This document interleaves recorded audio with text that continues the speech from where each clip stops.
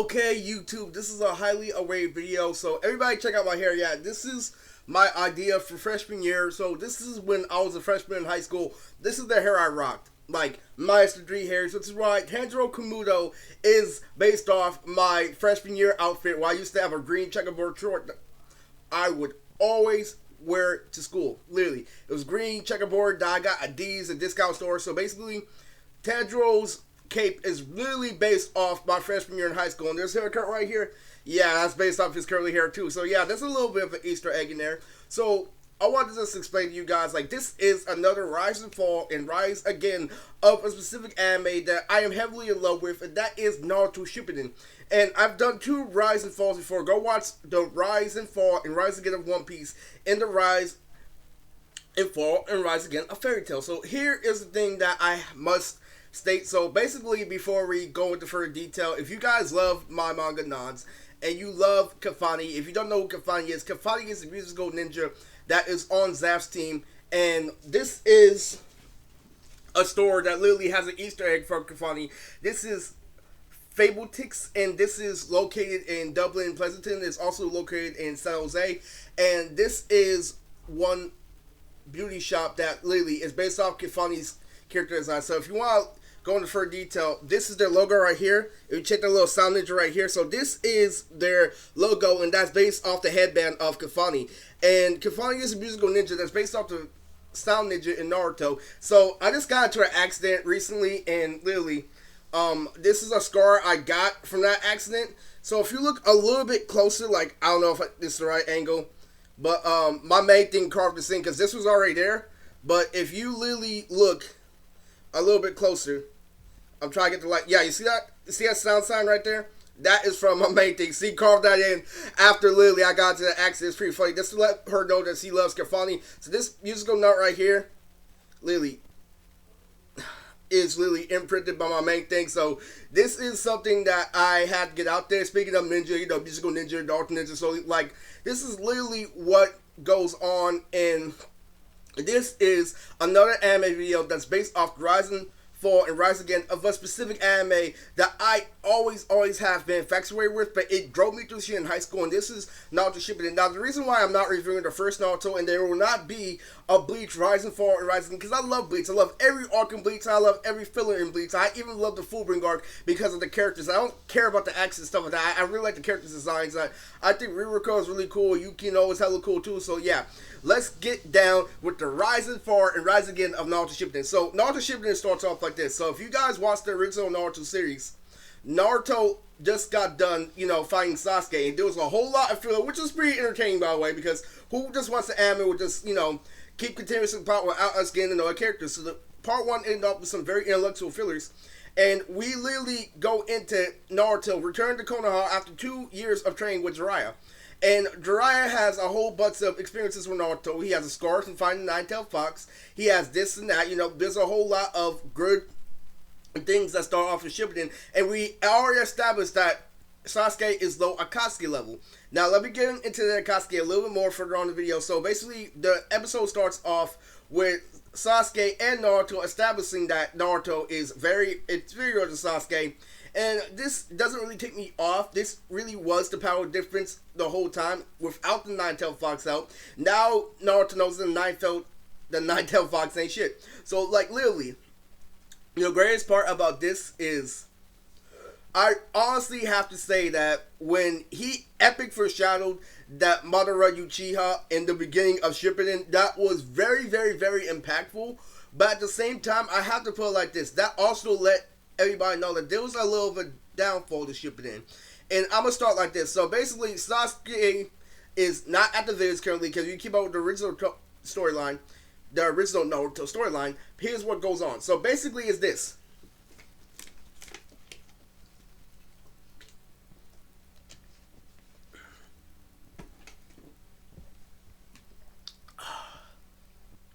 Sasuke leaves the village to go join Orochimaru, who was a former member of the Akatsuki, and Sasuke literally gains power-up after power-up from leaving to join the dark side of the Force.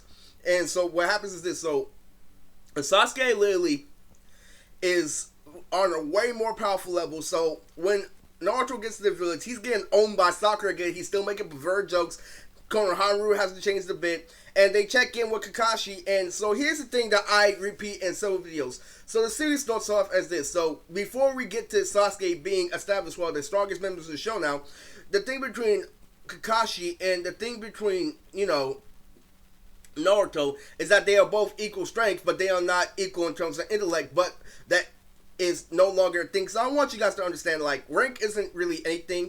And, you know, somebody told me this one day, like, he told me that rank doesn't mean a lot, especially in fighting games, but even in the thing that I was in called the ARL, the Animation Rap League, he literally referred to me because they labeled me low tier for a long time, but he's like, you know what, don't count low tier as a bad thing because Naruto is the strongest in the show, but he's still technically a genin. So, you know, that was literally a one-time hero career. Somebody told me that off screen to let me know, like, this is where I stand in life, and this is why I love perspective. This is why I love, you know, living, and, you know, this is why I love moving on. This is why I love, you know, how stories continue on and how people develop. There's a whole lot of things that really go on in Naruto that really teaches you a whole lot about life. And the real thing is this. So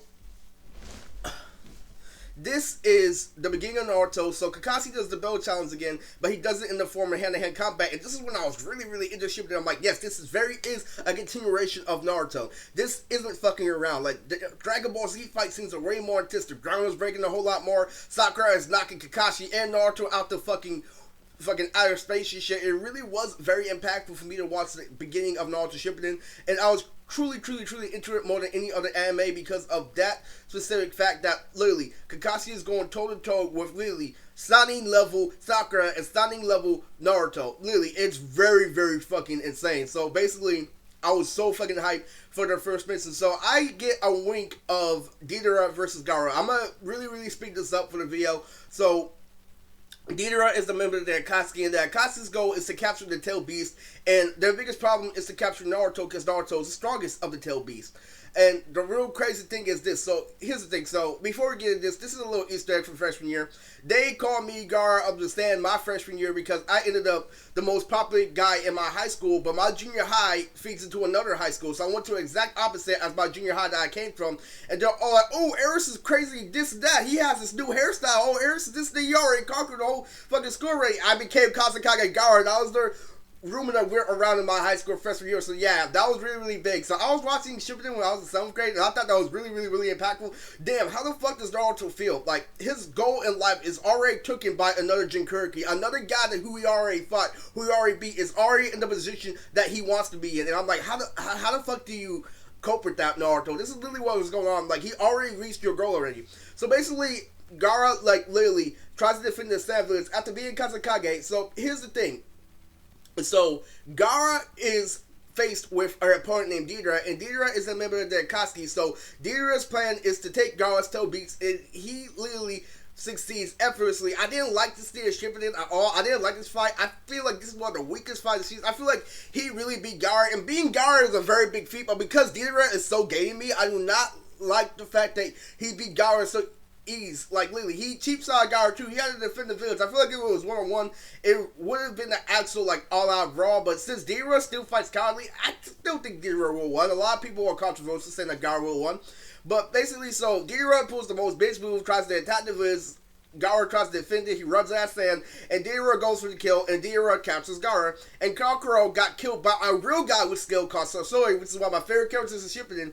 And Sasori literally has his turtle form, and he doesn't even go into second gear. He already owns Kankuro, so they already realize that they're up for a threat. The Kazekage gets owned by a member of the Akatsuki, and Naruto, Sakura, and Kakashi go out to try to save Gaara along with Team Guy. So, I love Team Guy, by the way. I like how Neji's a Jonin, how Shikamaru's a Jonin, and I don't know what rank 10-10 was, but I really was infatuated with her Shippuden. I really like Shippuden 10-10 more than Part 1. Even though Part 1 10-10 had a lot of really good fillers, I feel like Shippuden 10-10 shows you a whole lot about who she is as a ninja. In the manga, she even got more spotlight where she had to get her fan taken away by Madara. I don't have to explain that because this is an anime review, but so here's the thing. So basically, Naruto goes like this. So, Naruto is on the way to go face Gaara, and he runs into literally Deidara on the way to go save Gaara, and they have a big discussion with this girl named Granny Chiyo. So Granny Chiyo is literally a high tier at the Sand Village. She's a medical ninja, just like Sakura, and this is the funniest fucking shit that I feel about this. So this is a setup for a really, really good misunderstanding of why people say that Sasori is trash. Oh, Sasori is a fucking faggot, fucking Pinocchio, Justin Bieber wannabe. I'm like, no, man. So basically, this is the rise and fall, and rise again and Naruto Shippuden. So I'm gonna just get into a fight so we can speed this up. So basically, this is what happened. So Sakura and Chio face off with Sasori, make him go into second gear, and we figure out that literally Sasori is Granny Chio's grandson. And Sasori literally, this is where I left off the Shippuden. So this is literally where I'm like, yo, I'm done watching Shippuden because it was really, really intense. I still like puppets doing hand-to-hand combat, but I'm like, this is really good. This is some part one Naruto feel, but I stopped because I'm like, where the fuck is One Piece? I haven't checked in One Piece in a while, so I got addicted to One Piece and I forgot about Shippuden. Not that Sasori is my boy, but you know, that's where I left off. So basically, like, I didn't like how Ghidorah kept on running it. I felt that was really fucking annoying and bitch made. I really felt like Ghidorah kept on running over it and over and over again. It really, really, really, like, didn't make me feel good at all. I really felt like that was really bad. And, you know, I don't even have to go into detail about that fake fight with Kisame and Guy and the fucking, how they all have to fight themselves and, you know. So I don't have to go into that. So basically, what happens is this. So Sasori and Sakura and Chio get into a good three-way fight, and Sasori has dominated this entire fight, and Chio is literally losing chakra after chakra after chakra. I'm like, how fucking weak is Sakura? There's fucking old bitches dragging you around the fucking arena, and you literally see with the fucking strings alone is helping you dodge. And you literally trained with Tsunade for 2 years, and you would have got flying out in the very beginning of the match. What the fuck is this, man? I'm like, dude, like, how the fuck weak is Sakura? Like, how the like, this fucking old ass bitch is literally destroying this entire fucking fight. Chio fucking, it's really Sasori versus Chio, but Sakura is just there for, like, you know, special effects. This is literally everything that you need to know. Like, Chio would have already fuck Sasori up, but they kept in Sakura for, like, dramatic finishes. Like, and so the fight goes, you know, so they reach Sasori's second form, and he's turned up the fucking stadium, and so basically they make a big ass fucking distraction in order for, because Chio is apparently a puppet user too, so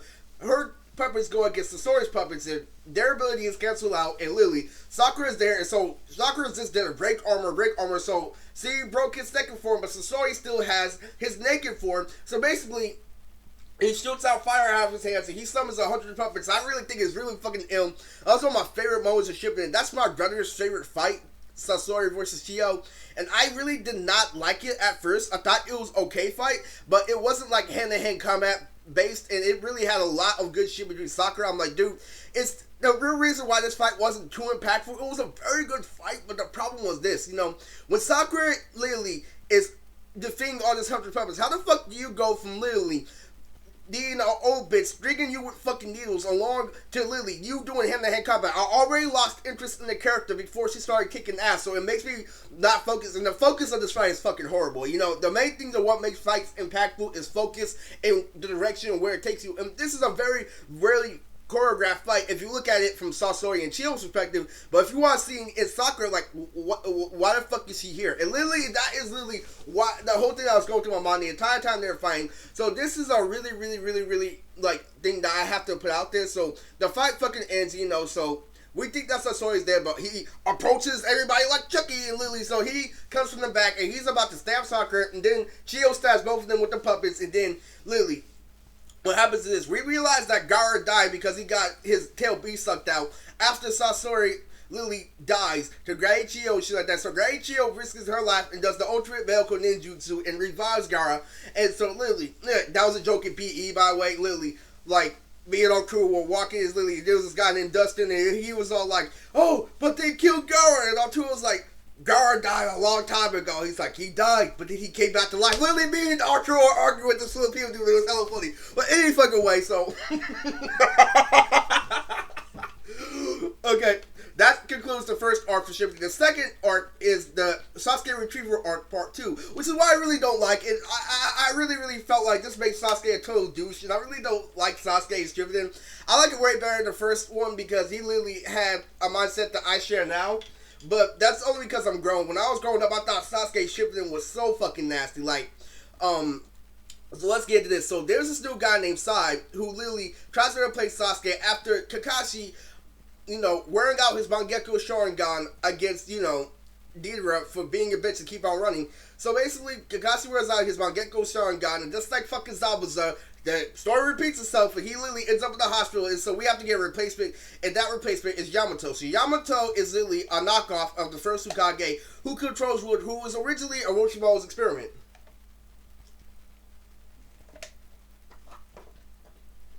And so basically, Yamato accompanies Sai Naruto. So Sai's ability is to draw, and literally he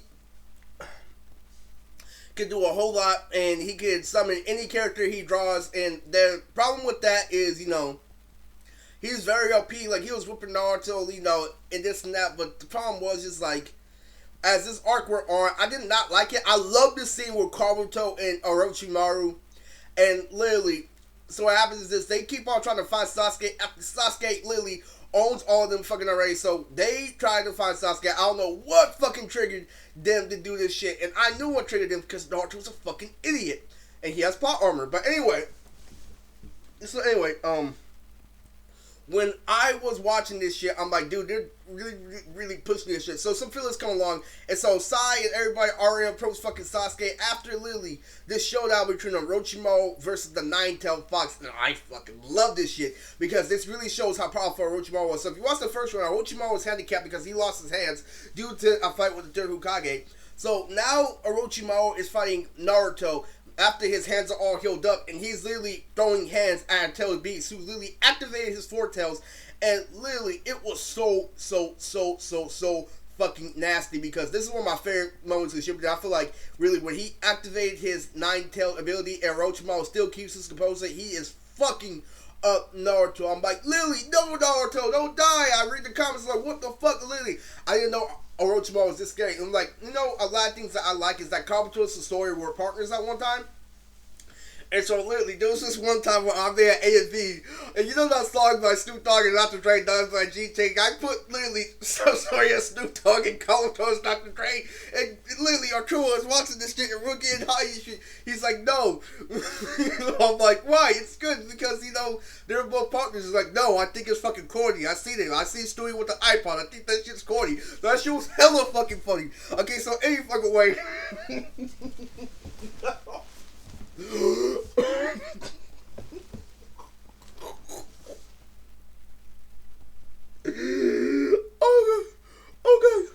Okay, I'm done.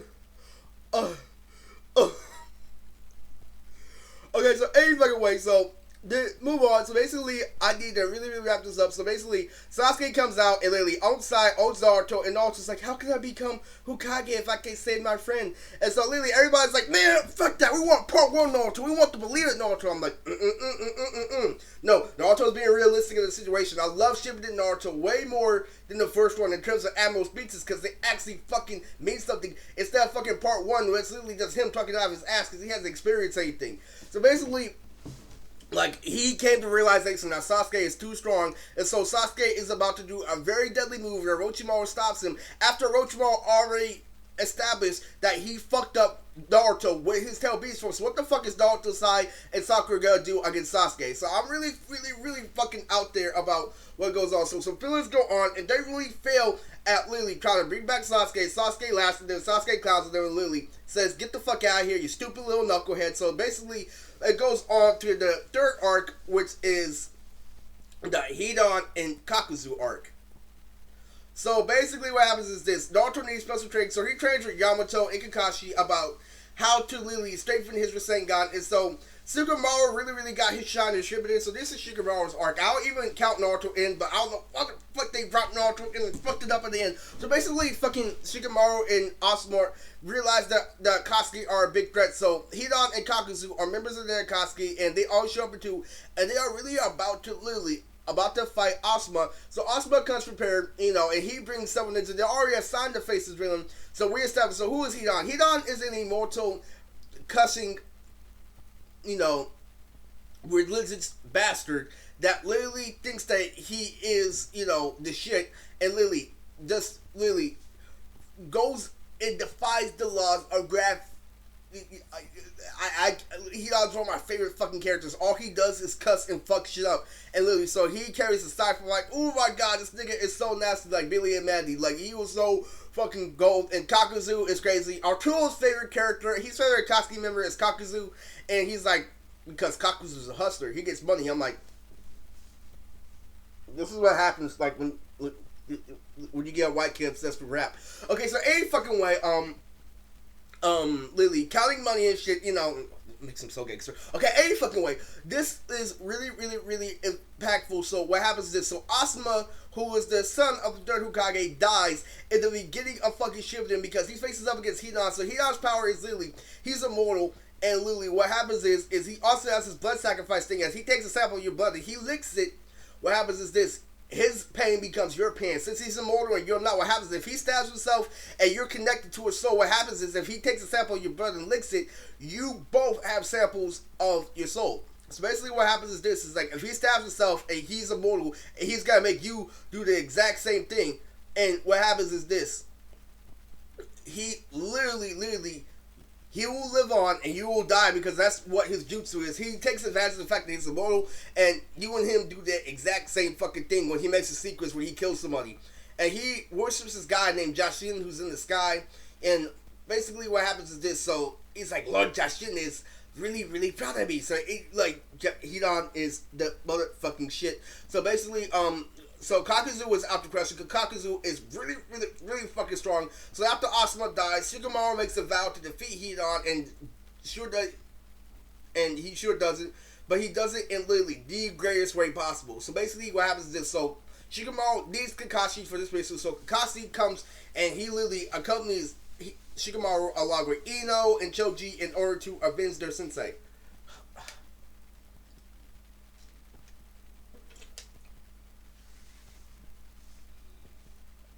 So, any fucking way, this goes crazy because this is one of my favorite fucking fights in Naruto. So, Kakashi literally fights Hidan first, and he sees what their ability are. And so, basically, Kakuzu, since he is more destructive, Kakuzu can control earth, wind, and fire, and he literally is a puppet that literally can detach himself, and he can sew himself back together, and he has 3 lives. His lives aren't unlimited like Hidan, but he has more destructive capacity, and he literally can destroy a whole lot of shit. So Kakashi is literally going toe to toe with both Hidan and Kakuzu, and literally he's literally squared up. He's literally squared up with the fighting, you know, slashing. So basically, so Shikamaru's goal is to literally distract Hidan and separate Hidan from Kakuzu so their strategies are limited. So even though Kakuzu has limited lives, he's very fucking powerful, and he nearly kills fucking Kakashi. He literally chokes Ino and Choji. Kakuzu is fucking a maniac, literally destroys. So what Kakashi does is he lightning blades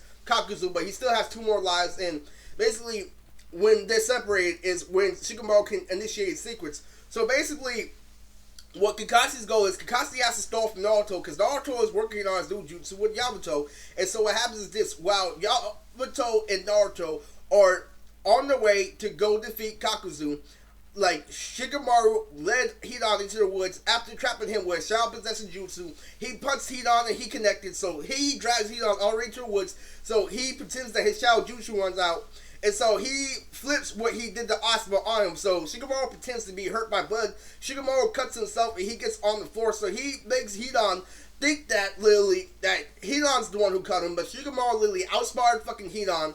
And so here's what happens. So Shikamaru literally owns the fuck out of Hidan. He had a trick the entire time. So what happens is, Hidan's about to do the sacrifice, but Shikamaru comes out, Shadow Pull Jutsu, and literally has a whole bunch of literally fire attack and shit like that. He wraps Hidan up, and he gets a motherfucking lighter, and he throws it at Hidan with all those fucking fire tags, and they blow up, and it buries him underground. He already had an underground trap. Since you're immortal, I'm gonna bury you underground, and I'm gonna make sure you blow up into a billion pieces so you can't climb your way out. So whether he's alive or not is still unknown to me. But as an anime watcher, I thought that shit was insane. That was one of my favorite fights in Shippuden. Fuck the Sasori shit. Hidan and Shikamaru is literally one of the best fights in anime history, period.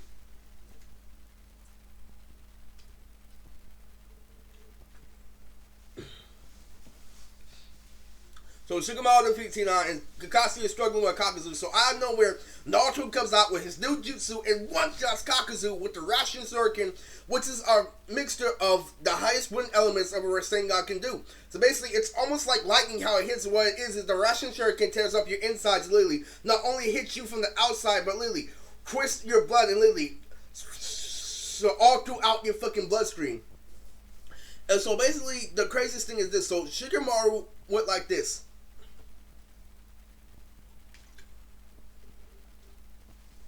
After Ari established that the Akatsuki got killed, so basically, what happens is this. So Deidara is still alive with his bitch bait ass, and Sasuke makes a resolve, and he literally thinks it's time to go face Itachi. So before Sasuke does that, is he kills Orochimaru. So Sasuke literally faces up Orochimaru like literally I had to save the whole time, but Orochimaru had a trick up his sleeve. So Sasuke already had the curse mark in him.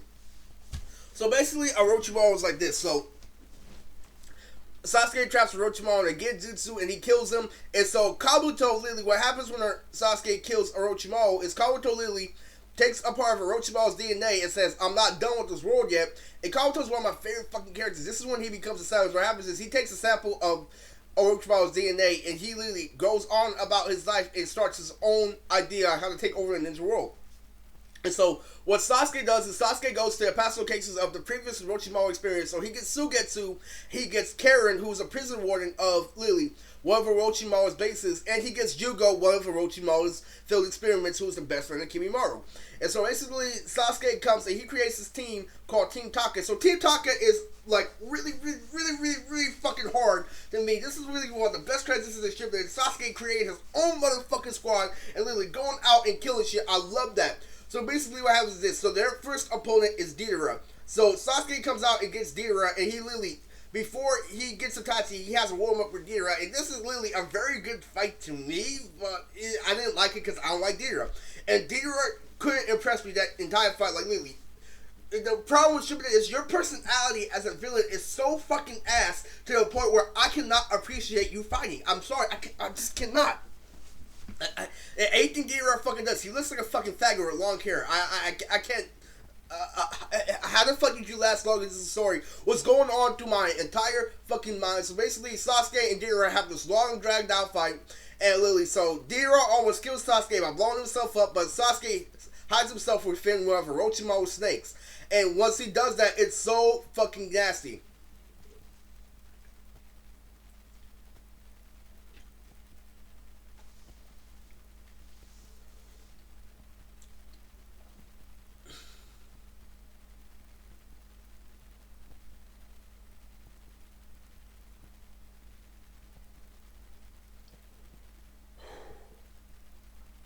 So he survives and he gets ready to face Itachi. So Sugetsu, Karen, and Jugo are accompanying him on the way to fight his older brother Itachi. So this is one of my favorite fights of Shippuden. So this is when Shippuden was in its prime, and I love Shippuden. This is when I can honestly say that Shippuden is way better than Part 1, but Shippuden fucked up right after these next couple of fights. So basically, Itachi fights Sasuke, and Sasuke proves that he's stronger, but Itachi is wiser. So Itachi literally isn't letting Sasuke's power up get in the way of his Genjutsu, so Itachi keeps on attacking Sasuke with Genjutsu after Genjutsu, and Sasuke keeps on challenging him to hand-to-hand combat, but Itachi doesn't fall for it. And so all these power-ups lead up to the thing that he was about to use earlier. So basically, Sasuke hits Itachi with this thing called Karen, where he shoots lightning from the sky, but Itachi is already way fucking stronger than Sasuke, and so Itachi went like this. So he dragged the fight out literally.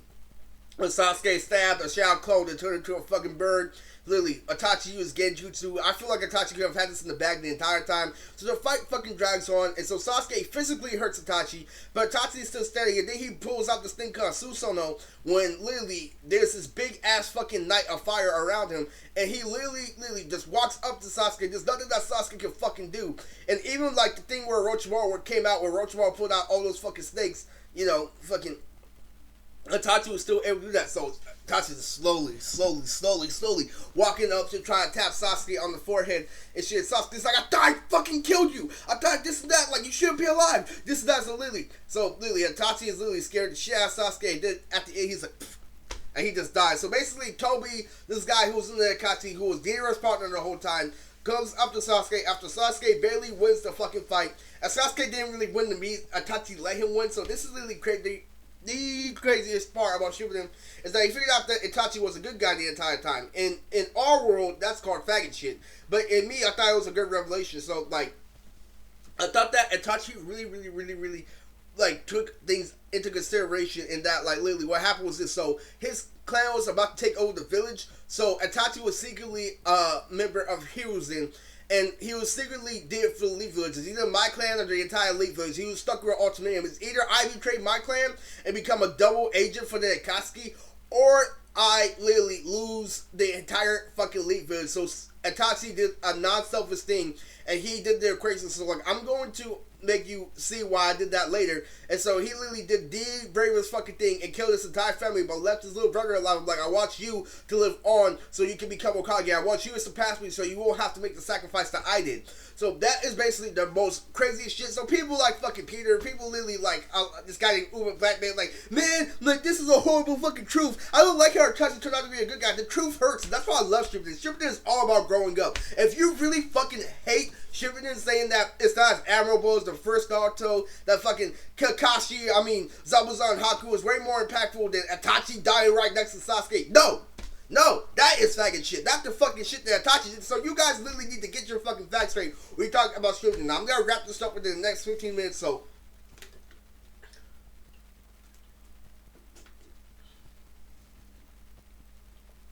around the same fucking time, there's a flashback of Kakashi that he used to have a friend named Obito. And Obito and Ren, so Kakashi was a Sasuke before Sasuke was born. And he was a Sasuke of his era because he was the original prodigy. There was this guy named Obito who gave Kakashi his Sharingan. So Kakashi was normally just a prodigy who had literally no original skills except for the Chidori. So that's why Kakashi taught Sasuke the Chidori. And he literally, what happened was this, so Obito was getting picked up. So Obito was in Naruto's position the entire time. This is the flashback we have before we get to Jiraiya versus Pain. And then we go on to Naruto versus Pain. So basically I can wrap this up in the next 2 minutes. So basically, fucking Rin was a love interest for Obito, just like Sakura was a love interest for Naruto. But Obito couldn't get in their pants. And Obito literally kept on being admirable. And then literally it got to a point where Kakashi got too cocky and literally. So Naruto's father, Naruto, was a sensei of the fourth Hokage. Naruto was the sensei of Kakashi, Rin, and Obito. And Naruto told Kakashi not to go off, so they captured Rin, and they literally went to go save Rin. And Obito literally activates the Sharingan, saves Kakashi, and literally risks his life and gets crushed by a whole bunch of rocks. And that's about it. You know, he faced the Jonin, and literally what happened is Obito risked his life, and he gave like his fucking Sharingan to Kakashi. And that was about it. And then Kakashi later on ended up killing fucking Rin, and literally because he had to, because Rin was a Jinchuriki at the time, and Minato dies literally trying to fight Obito, and literally that is every spoiler for this video. So Obito becomes a villain in the future, and we don't know that he's Obito. So right now Obito is Toby that literally is talking to Kakashi, and literally, talking to Sasuke. So Obito is talking to Sasuke. And literally, so he's trying to tell him about how the Elite Village was literally being threatened by the Uchiha. And so Sasuke made a vow to destroy the Elite Village. So let's get into Jiraiya versus Pain before we get into Sasuke versus Killer Bee. So Pain was originally Jiraiya's student, and Jiraiya was originally also Minato's sensei. So Pain is literally the head of the Akatsuki. So Jiraiya gets out for information to go get Pain so they can have more information for the Elite Village. So on his way to go get information, he gets stopped by Konan and Pain, and so he beats Konan with relative ease, but then he goes up against Pain and he gets clobbered. Everything Jiraiya does gets countered by Pain's abilities, so Pain comes within 6 people.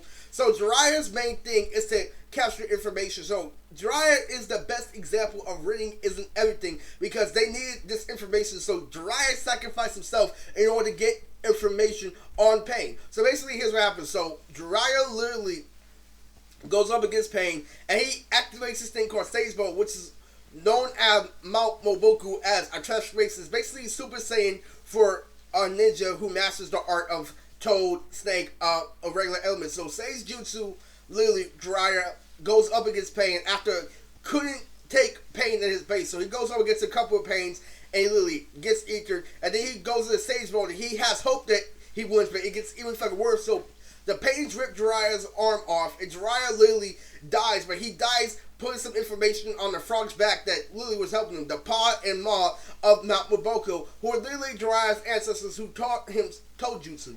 So basically, what happens is this, so Jiraiya loses to his pupil, literally drowns in the fucking sea, can't be reanimated, can't be revived, and literally is a very sad part of the series. And literally, I literally looked at it and I'm like, why am I not crying? So this is how you knew I was growing up at the time. The reason why I didn't cry during Jiraiya is because I was so infatuated with the series. I understood how impactful it was. That was one of my favorite fights, by the way. Jiraiya versus Pain was better than Jiraiya versus Sasuke. Get the fuck out. It's better than almost any of the fight. It was definitely on par with Sasuke versus Itachi. But the only reason why Sasuke and Itachi was better than me was because it was a little bit more dramatic, a little bit more impactful. This is a little bit more of a tale of a guy who failed at his personal goals in life, but he sacrificed for his pupils. So it was very good because what happens is this. So Sasuke, before we get into the information that Jiraiya got from Naruto, so Naruto realizes that Jiraiya dies and he gets gloomy for a couple of weeks, but within that, Sasuke literally joins the Akatsuki after learning the truth about the Leaf Village, and so literally it goes from the Hibi to the Taka. And so literally what happens is Sasuke goes up against this rapper named Pain, who is based off the Wu-Tang Clan, and who's this rapper named Killer B, who is based off the Wu-Tang Clan. Killer B is based off the Wu-Tang Clan, and Kishimoto is Stro, and that's why I love it, because I was listening to Eminem heavy at the time when I was watching Killer B versus Sasuke, and that's one of my favorite fights of Shippuden. That is literally buried the Jiraiya versus Pain, and I love Killer B's fight with Sasuke, and Sasuke almost gets clobbered and gets destroyed, and only wins because of that power-up that his older brother gave to him. So he defeats Killer B with the Amaterasu and Lily, but Killer B is murking everybody in his fucking crew. He's murking Sugetsu, he's dogging the fuck out of Jugo, and he's mopping Sasuke left and right, and Sasuke had to get healed by a bitch in order for him to keep fighting Killer B, and Killer B is just mopping fucking all of them in terms of skills. So literally they capture fucking Killer B right after and try to distract his Jinchuriki, but Killer B survives, and so here's what happens. So Naruto literally gets where the Jiraiya died, but the leader of the Akatsuki named Pain. And so Pain literally is a big threat to the village. So what happened is, so they weren't expecting Pain to come. So Pain came out of nowhere. So during that time, Iruka comes back and Naruto is like, are you going to be gloomy forever? Or are you going to do something about it? So basically, Naruto went out and no fucking dramatic speech helped Naruto. No fucking saying believe it helped Naruto. No, nothing. This is the very first time where Talk No Jutsu wasn't going to help him. So he put in the work. And so he went to Mount Nobuko to get the same fucking skills as Jiraiya. So Naruto earned Sage Mode, and Naruto gave Sage Mode. He's ready to fight Pain, but within that time, Pain attacks the village when Naruto goes out to Mount Mobuko, and nobody can face fucking Pain because he's the strongest fucking member we see. And then we know that there's even a stronger member after Pain, so basically, Naruto shows up after Pain destroys the entire village, and he fucks up fucking Pain. So he gets on a one-on-one match with Pain, and so Pain literally does this thing where he waits to literally Naruto's Sage Jutsu runs out. So here's the really crazy thing about it. So Naruto meets his dad for the very first time where he's about to die when Pain knows all the Sage Jutsu tricks, but Naruto would have died instantly because the great thing about it is Jiraiya taught Naruto because he got some information from the frog, and the frog, after Naruto trained Mount Nobuko, told him that Pain has multiple identities and they both have different abilities, so he needs to know when to use it and when not to use it so the other one doesn't take his ability. So basically what Naruto does is this, so he learns everything from Jiraiya's mistakes and he outlasts Pain, but Pain outlasts his Sage Jutsu, so Pain outwits Naruto, and so Naruto has to go to the Nine-Tailed Fox mode, and the reason why Naruto goes in the Nine-Tailed Fox mode is because his Sage mode ran out because Pain literally outsmarted fucking Naruto, and literally, so Hinata gets almost destroyed and fucking owned. And literally, so basically, Jiraiya went up in the air with Hinata and literally shoulder down like a motherfucking wrestling move. And literally, my brother's like, damn, that was a Dragon Ball Z fall. And literally,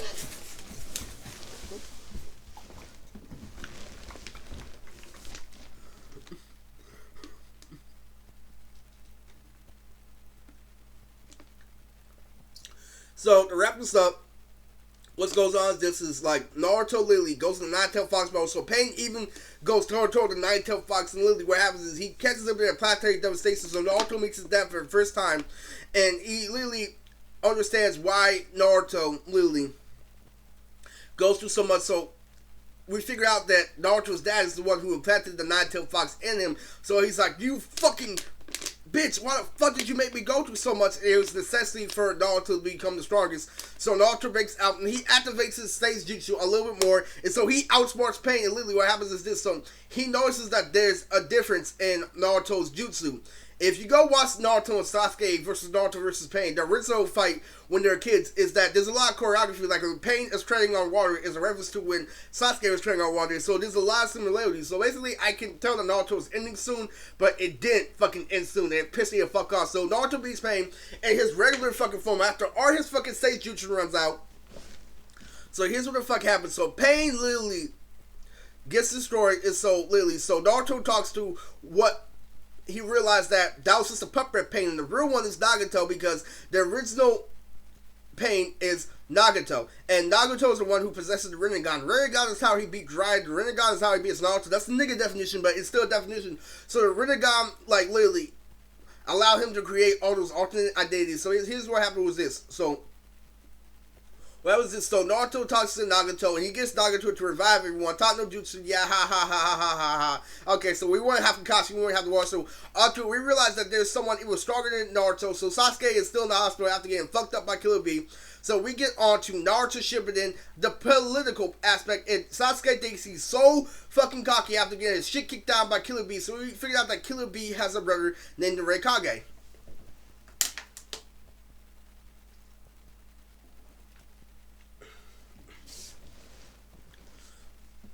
So the Raikage literally shows up, and literally, so Raikage is one of the Kages, and he controls lightning, on the Mizukage who controls lava.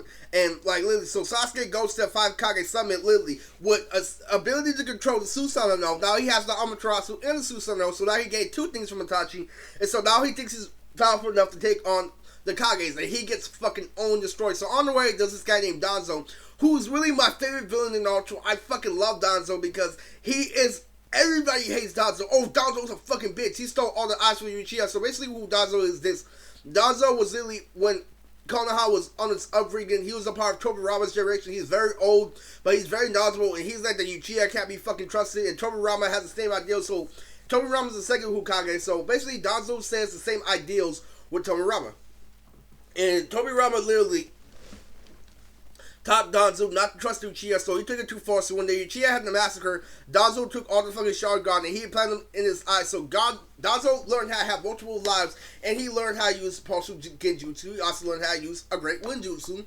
So basically, Danzo is my favorite villain in Naruto because he's written to make you hate him, and that's why I fucking love Danzo. Like, you're supposed to hate him. He's a fucking bitch, but that's what makes him such a great villain. You're not supposed to like villains. He's a fucking bad guy. I fucking love Danzo because he literally went above and beyond with making you hate him. And that is why Danzo is the best villain off the fuck Madara, fuck everything. Sorry, in my opinion, Danzo is my favorite fucking villain. And Sasuke versus Danzo reminded me about the good fights, but there's something that declined. So basically what I went into in high school was like, Shippuden dragged on a whole lot fucking more than I expected, and I'm like, why are we getting the fucking 300s? Is this fucking Dragon Ball Z? And literally, I'm like, what the fuck is going on? Like, why is this all about politics and this and that? So Peter has a point. You see, I told you before, no, that doesn't take away fucking Naruto versus Pain and all the other shit that went down in Shippuden.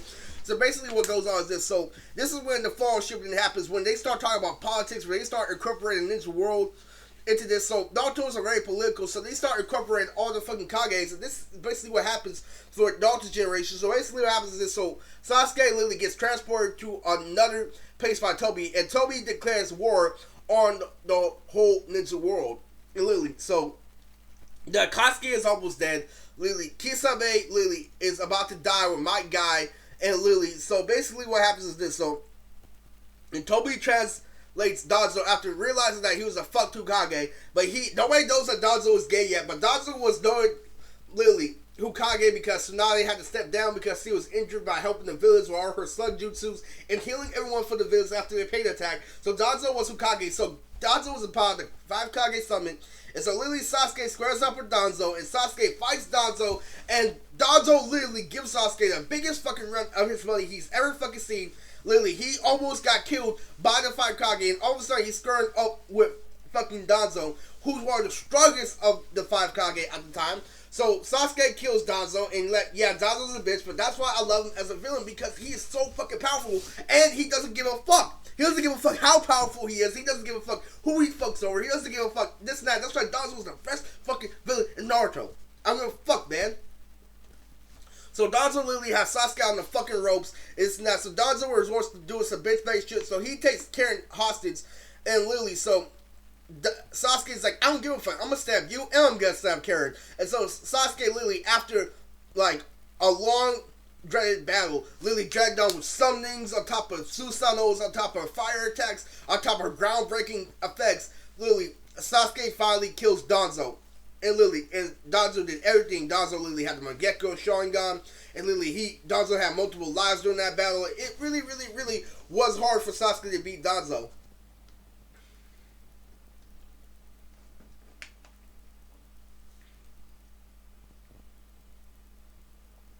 So basically what happened was this. So Naruto meets up with Sasuke because Kakashi comes, and he figured out what Sasuke is. So Sasuke is a rogue ninja at the time. After joining that Kakashi, Naruto's like, why are you doing this? Because I'm a fucking savage, bitch. So anyway,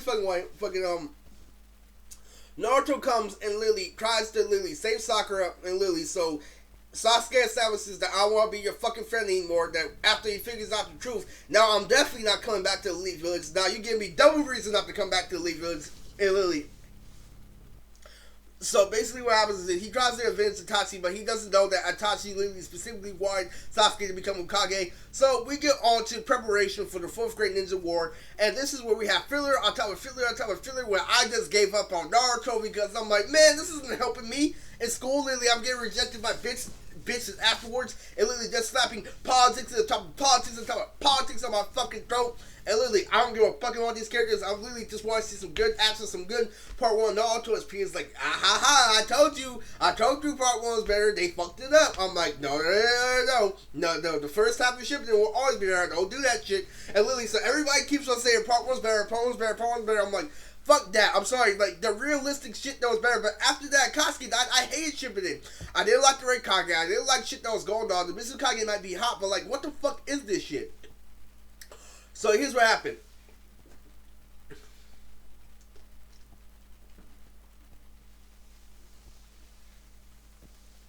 During the fall period, we have preparation of a preparation, literally. Like, my guy fights Kisame. Kisame tries to capture Killer Bee, and he fails at capturing, and my guy kills Killer Bee. Literally, we have preparation. We have filler on top of filler, on top of filler. And literally, so many fucking fun. So we finally get to the 4th Great Ninja War, and we get through a whole bunch of fucking bullshit. We get through fucking Hanzo being revived, fucking old people get revived by Kabuto, who was my favorite fucking character in Naruto. And Kabuto literally has the most shine in this arc because Kabuto teams up with Obito, who turned out to be Toby at the time. And so the remaining members is Kabuto makes a deal with Toby, who's really Obito, who really said that if I revive the fallen members of the Akatsuki Den, we are going to start the 4th Great Ninja War together. So Toby literally has a whole army of reanimated ninja alongside with Kabuto. So I'm like, okay, you say Kabuto's full of shit. You say that Kabuto was way better than the fucking first one when he was fucking up Tsunade. Now he's taking on the fucking Tsutsukage. Kabuto is fucking up the Tsutsukage. How the fuck is he not better? Literally with the snake for Orochimaru, but he's hiding in the shell with somebody else, but he's doing it fucking correctly. And I fucking hate this shit. And literally, so basically, fucking Kabuto literally squares up with the Tsutsukage. Kisame literally loses the fucking guy. Kisame commits suicide against fucking guy. And literally, fucking before they get any information from the members of the Akatsuki, like Kabuto even revives their reanimated Jinchuriki, and it becomes a crazy ninja war. We get to filler on top of filler on top of filler on top of filler. Fucking Kabuto keeps on reanimation, so the Itachi is the only reanimation that has a mind. This is dragging on longer than I thought. Maybe 10 more minutes.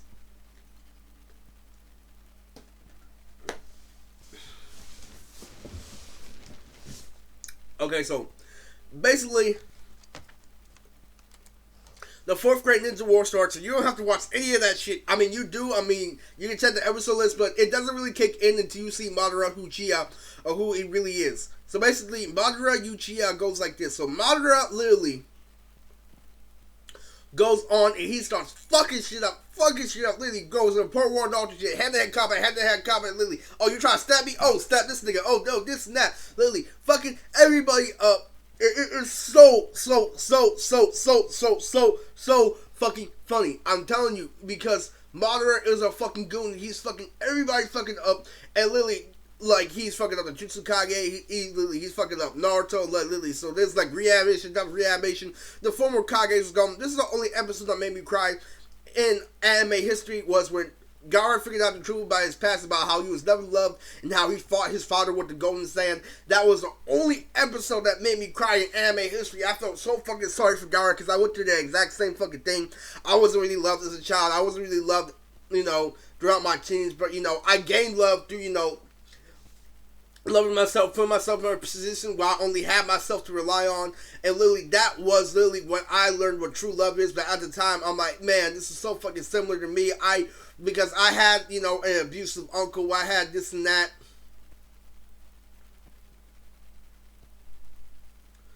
And it was really, really, really fucking terrible. I really cried during God's part. But moving on to Madara and why he was so fucking sad. So it really doesn't kick in until we realize that Madara gets reanimated. So you motherfuckers right here on Kabuto, we would have no fucking reanimated Madara if it wasn't for fucking Kabuto. So Sasuke goes and revives Orochimaru by fighting like a dead bitch that he slept on called Anko. And so basically, he revives Orochimaru, and Orochimaru brings back the 4 Kage, Minato, Hashirama, Tobirama, and Hiruzen, and they help Naruto fight the 4th Great Ninja War. So Obito puts his face off where he's fighting a guy in Kakashi, and they realize that Obito is really Tobi, and that Kakashi is almost fucking dead. Pain is dead. So Itachi literally gets a mind of his own. Since Itachi's the smartest ninja in Naruto, he breaks out of his reanimation. He helps Naruto and Killer Bee fight literally. So Naruto gets his transformation from training with Killer Bee, and it's still not enough to face on Nagato by himself, where he's all pains put together. And it was really, really, really, really, really, really intense.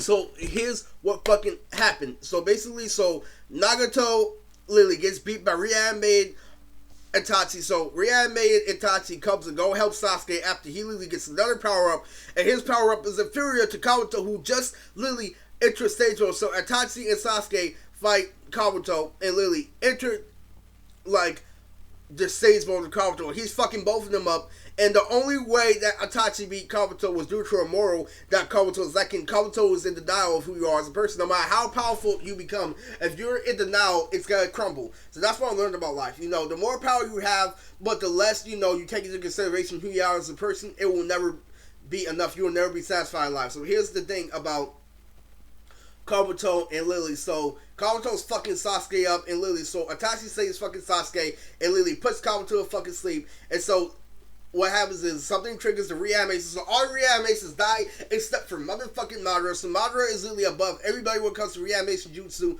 So it comes down to Obito and Madara, and there goes the 4th Great Ninja War. So basically, Tobirama and everybody, all the Hokages, enter the fucking battlefield. And so, like, Madara literally faces off against Sasuke, who finally decided to turn the side good after realizing what reanimated Itachi did for him, and took Itachi and die and come back in life for Sasuke to realize what the fuck he was doing. So Sasuke comes to his senses. He helps Naruto on the battlefield.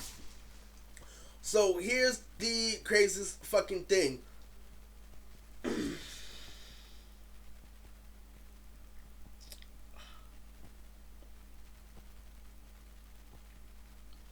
So we get on to Madara, and so Obito reaches this thing where he fuses with the Saiyajin 6 Pass after literally them defeating the Ten Tails that was activated by the Gale statue. So I'm like, what the fuck? This is fucking Ten Tails?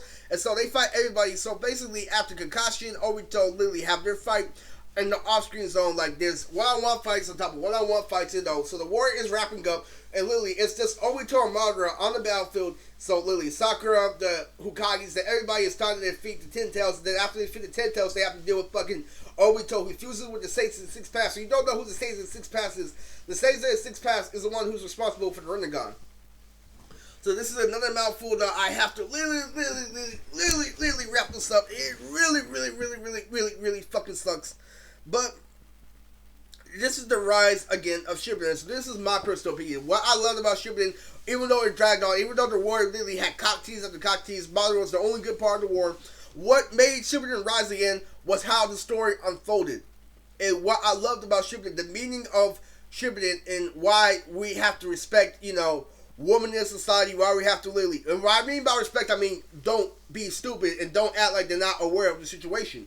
Don't act like they're not aware of you trying to get in their pants. So basically, what happens is this. So we fight Madara, and literally after Jubito losing to fucking Tobirama and the Hokage through a strategy, even though Obito gained a whole lot more power here, his wisdom as a ninja literally fell flat because he was up against too many ninjas and too many experiences. And here's what happens. So Obito literally loses, and he literally gets replaced by Madara, who just got the 6 pass power, and literally now we have to deal with another 6 pass user. So Madara literally fucks everybody up and literally gets the divine tree, and everybody gets put in a sting card infinite Tsukuyomi, which leads on to more fillers. So fuck that. So here's the thing. Okay, so Madara goes like fucking this. So Madara reaches the stage of 6 pass level, and everybody's about to fucking die, including Naruto. So Naruto and Sasuke are about to die, and then they get revived by this guy named the stage of 6 pass, who gave Madara and gave everybody the rundown of what happened and how it started all. So before there was Hashirama and Madara is Hashirama's rival, there was a long list of ninjas. It was Madara and Hashirama, it was Kakashi and Obito, and then it went on to Naruto and Sasuke. So it went on like that. So basically, they all descendants of Hagoromo and Havara, who were literally aliens that come from another planet. And so basically, what to say the 6 passes, Hagoromo literally gives Naruto and Sasuke the 6 pass power to go and fight Madara, but he gives them a rundown of literally that there was this divine being that comes to the sky. Now everybody hates this. This is where the rise comes back in Shippuden, because this is when I love Shippuden like the most, because this is when I'm growing up. So I was getting rejected all throughout fucking high school, and I literally wasn't getting a single girl. So when I finally got concrete that I can get a solid bad bitch, a solid girl, is when Kagura came into play. So Naruto and Sasuke fight Madara, and they realize that they got this new power up for nothing. And this girl out of nowhere, this spiritual being, comes down from the sky and stabs fucking Madara after being like distracted by Black Zetsu. Oh, Black Zetsu didn't come out of nowhere. No. This flashback explains everything. And they feel like Kagura was rushed. They feel like Kagura was very unnecessary. That is the perfect fucking explanation, because you don't know what Kishimoto is saying. What Kishimoto is saying is that God is a girl, and you have to respect women. You have to respect girls. And once I learned how to get women with fucking ease, once I learned how to do fucking this, and a girl reciprocates the energy, it's like, oh, I see you now, this and that, and instead of being like, instead of like saying what you want with fucking confidence, because now you have drip, now you have style, now you have this and that, now you see as a reason to go out with you, not you literally thinking that you're a fucking shit just because you gain muscle and don't have a balanced lifestyle. So basically, when I start pulling girls is when I fall in love with this girl named Kaguya Onitsuki. And she literally is the god that created all chakra. She is the originator of chakra. And she is the reason why God is a fucking girl. If you think God is a guy, then literally, you have nothing coming. It's called Mother Nature for a fucking reason.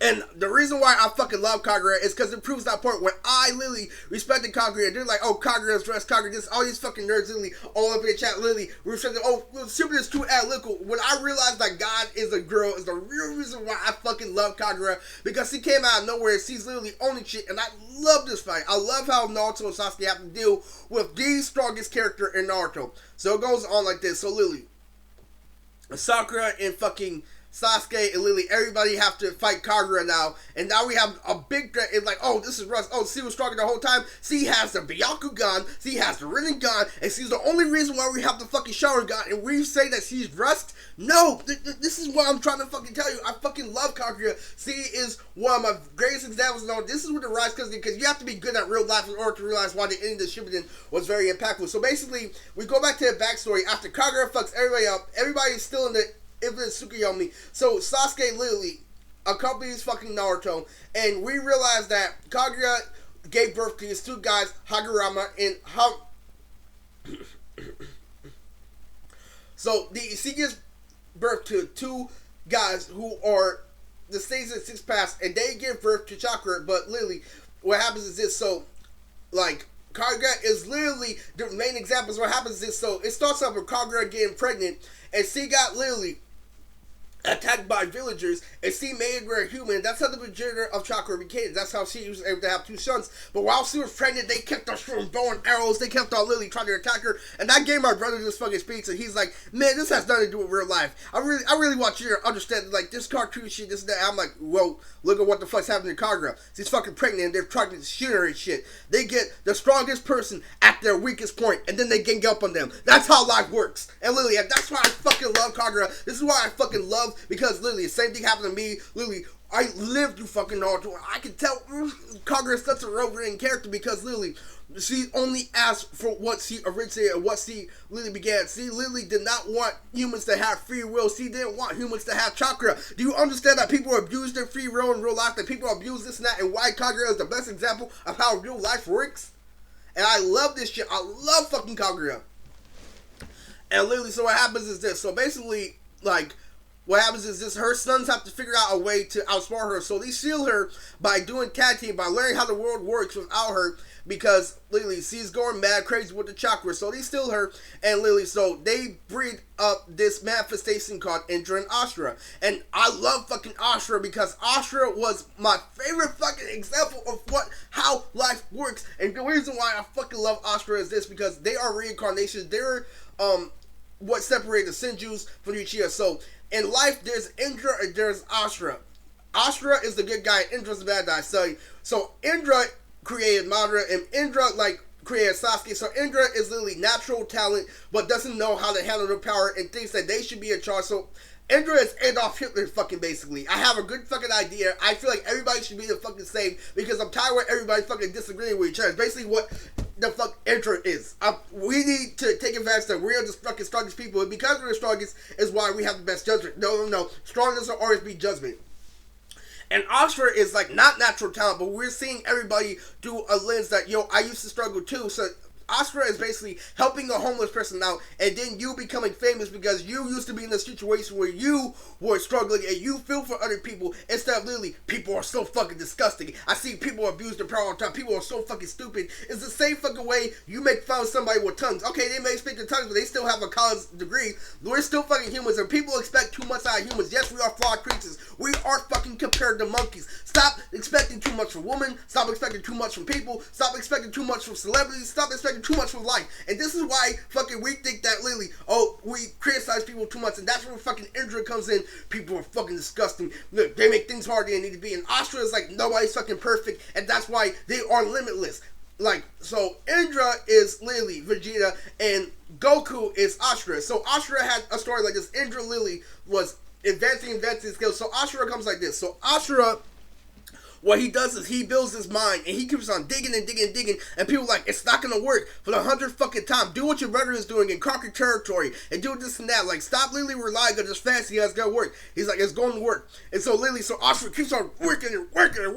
This is how I want to realize, because I kept on working on my fucking anime, and that's how I learned to have my KK2. And they say, like, stop, you're never meant to be a player. You're never meant to get woman. I kept on working. And so once they saw him not giving up, other people started to come in, because he didn't give up properly.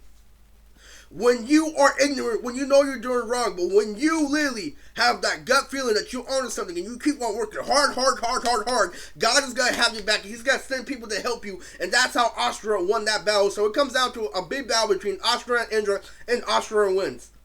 And that is why Ashura is one of my favorite characters. So that is why, but without Kaguya, there'd be no Ashura. And that is why this is the rise and fall and rise again of Naruto Shippuden. So Kaguya is my favorite fucking example of Naruto, and how you're supposed to live life. That entire backstory and how everything turned out into Ashura's favor is literally how I learned how to succeed in life. So this is basically the craziest thing I've ever seen. So Sasuke, even though Kaguya is a bad guy at the time, this is the three-way tag team between Naruto, Sakura, and, Sasuke. And they literally team up with Kakashi. And so Obito helps Kakashi. So they beat Kaguya by Obito literally giving him double Sharingan. But then Kakashi loses his Sharingan ability after literally facing Kaguya. So they beat Kaguya, and, they finally end up beating the girl. Even though Kaguya was Super Ten Tails mode, they literally are crazy as shit. So here's the thing that happens. So this is kind of a fall, but it's still a rise because of like what happened. It was a very good ending fight.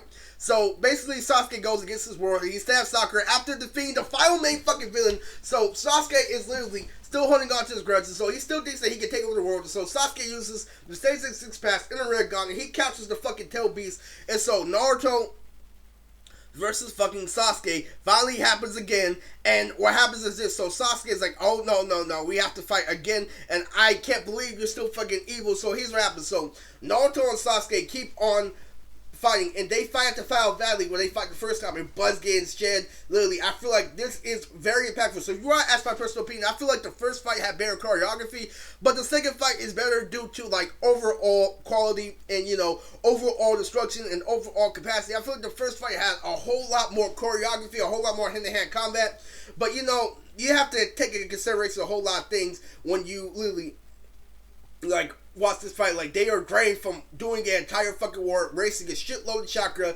and they both kept fighting full capacity. And literally, even though the first one had outstanding music, like literally there was ambience music where you could just hear the hand-to-hand combat, and I feel like the second fight was only better due to evolution. They could have done a lot better with that fight. I agree totally, but at the same time, you have to take into consideration that this is the older version of Naruto, so you have to look at things out of older perspective. It's not always gonna be perfect, but it was a perfect ending for me because the fight was fucking insane. And like when they hit each other at the same time, I'm like, okay, it's better than the first one. Even though the first one literally was, you know, way more impactful and had a way more impactful than the audience, it dragged on for a whole fucking series. And where it's stupid and fucked up is that they dragged on with the politics and the fucking fillers, stuff that we don't even care about. We are fucking shown in here, but we do have to start paying attention to that shit eventually. But at the same time, you know.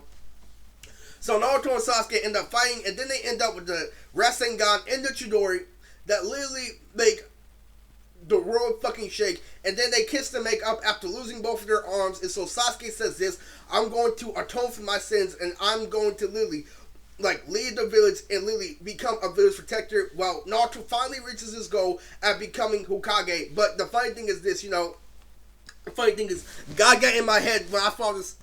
Well, I saw this final fucking scene of Naruto when he's finally at the Hokage's office. He's like, you know what, you're still getting in. So Naruto had to do a shitload of paperwork in order to become Hokage. I'm like, oh! And God got in my head too. It was like, well, you know what? You still gotta do your studies there. So I'm like, I just want power, fuck. Okay, so anyway, fucking like, it taught me a verbal lesson, but that was a very fun moment with me and God. And literally, so that is literally the perfect ending for Shippuden, like literally. So Kakashi literally ends off with becoming Hokage in order for Naruto to get his book smart grades up, in order for him to become Hokage on paper. So basically what happens is this is, so Naruto marries Hinata, Sasuke marries Sakura, and that is the end of the story. So I don't feel like it's too satisfying as an ending. I didn't feel like the moral of the ending of Naruto versus Sasuke meant much, but the beginning of the end and why Asura won and why Naruto won is literally why I call this the rise and fall and rise again of Naruto Shippuden. And the reason why is because the first half of Naruto shits on part 1, and really where it gets to really the Madara part is where you're really into it, but it drags on because it's only really impactful in bits and pieces. But the real reason why this is the rise and fall and rise again is because of my personal experience when I was growing up, and when Kaguya was animated is when I learned how to act with no fall. Okay, so now there's nothing holding me back from literally like me. Now I'm have myself pretty, you know, shaped of what I want to do. You know, nothing's distracting me now. Now I finally have this cloud over my head that, oh, I'm never gonna get late. I'm not. I can put that on hold for now. So literally, that is what made me better at life. And the real reason why it was rise and fall, rise again, is the rise was with me when I became a better person. This is why I love Naruto, because I got to grow up in Naruto. I got to literally see things. I got to literally say, like, no, I can't just say it, believe I have to put in the work. I have to deal with the toxic masculinity sometimes, but I have to see it through a different lens, because, you know, sometimes it's not humanly impossible. But when it is, you have no excuse. And when there's no fucking excuse, when you know there's no fucking excuse, this is how God works versus the devil. When the devil hits you with this and that, and when you